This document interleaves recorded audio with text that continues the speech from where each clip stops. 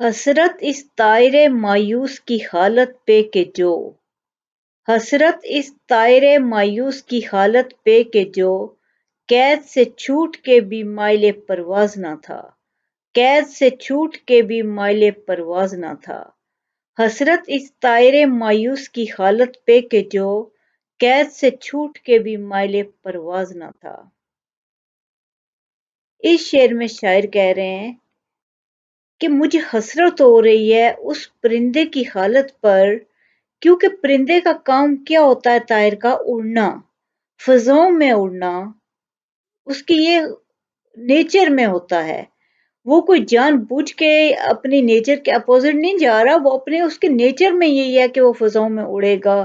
وہ خوش رہتا ہے، گیت گاتا ہے، یہ اس کی خوشی ہوتی ہے، وہ اپنی خوشی کا اظہار بھی کرتا ہے، اڑان بھرتا ہے، تو یہ اس کا ایک طریقہ کار ہوتا ہے، اس کی نیچر ہوتی ہے، اس کا سائیکل ہے یہ۔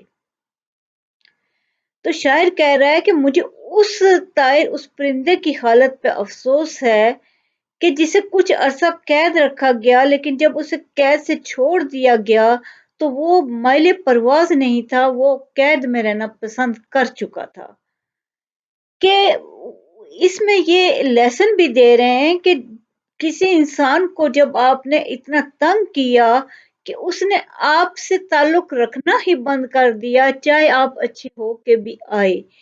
کوئی وجہ تو تھی نہ آخر، کہ جب ایک انسان کے ساتھ آپ واپس تعلق بنانے گئے تو اس نے بنانے سے انکار کر دیا، کیونکہ اس نے وہ چیز جو آپ میں دیکھی تھی برائی، اس چیز نے اس کو اتنا اریٹیٹ کیا کہ اس کے بعد اس نے کہا کہ وہ آئندہ تعلقات رکھے گا ہی نہیں۔ تو کبھی بھی کسی انسان کو اس قدر تنگ نہیں کرنا چاہیے کہ وہ آپ اگر چاہیں بھی کہ اس سے آپ تعلق رکھیں تو وہ آپ سے تعلق رکھنا ہی نہ چاہے۔ تو یہاں پہ پرندے کی مثال دیتے ہوئے کہتے ہیں شاعر کہ اس پرندے پہ میں افسوس کا اظہار کر رہا ہوں کہ قید سے ہم نے اس کو چھوڑ دیا ہے، لیکن وہ مائل پرواز نہیں ہے، وہ قید میں رہنے کو پسند کر چکا ہے، کیونکہ اسے ہم نے بہت عرصہ قید میں رکھا ہے۔ اسی طرح بہت سے لوگ ایسے ہوتے ہیں جو دوسروں کو تنگ کرتے رہتے ہیں، لیکن ہوتا یہ ہے کہ جب وہ کسی وجہ سے ندامت کے باعث ہی، کسی وجہ سے وہ واپس اس انسان سے تعلقات قائم کرنا چاہیں بھی تو وہ انسان نہیں تعلقات واپس قائم کرنا چاہتا، کیونکہ اس کو بھی کوئی برائی لگ چکی ہوتی ہے، کوئی ایسے واقعات پیش آ چکے ہوتے ہیں کہ وہ نہیں چاہتا کہ وہ واپس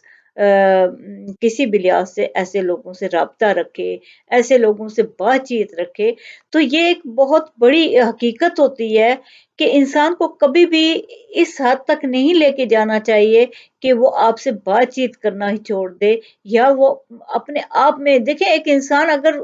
اپنے آپ میں خوش رہنا شروع ہو گیا ہے تو وہ اس کے لیے تو بہت بیسٹ ہے، لیکن اس کے لیے وہ بیسٹ نہیں ہے جس کے لیے وہ جس سے تعلقات قائم کر کے اچھے طریقے سے اس کے ساتھ رہ سکتے تھے، آپ اس سے فائدہ حاصل کر سکتے تھے، وہ فائدے بھی انسان محروم ہو جاتا ہے۔ جب بھی انسان کسی دوسرے کے ساتھ برا سلوک کرتا ہے تو وہ صرف برا سلوک اس کے ساتھ نہیں ہوا، وہ اس کے اپنے ساتھ بھی ہوتا ہے، کیونکہ اس کے بعد